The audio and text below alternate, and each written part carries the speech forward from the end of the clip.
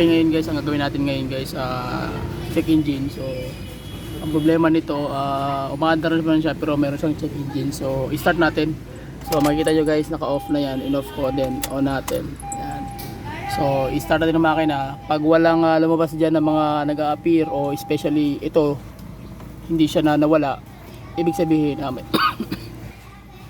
so ibig sabihin may problema. Pag ito nag-andar ang engine at hindi ito nawala, may problema tayong in makina.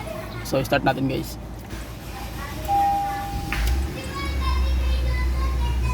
So ibig sabihin may lumabas dito, ibig sabihin na may problema nga. So check engine.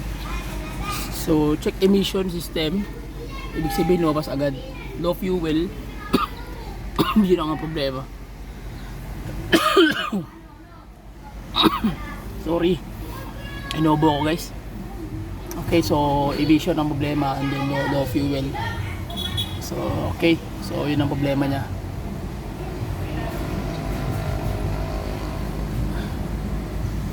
So i-scan natin guys para ma-solve natin yung yung problema. Okay, so let's go.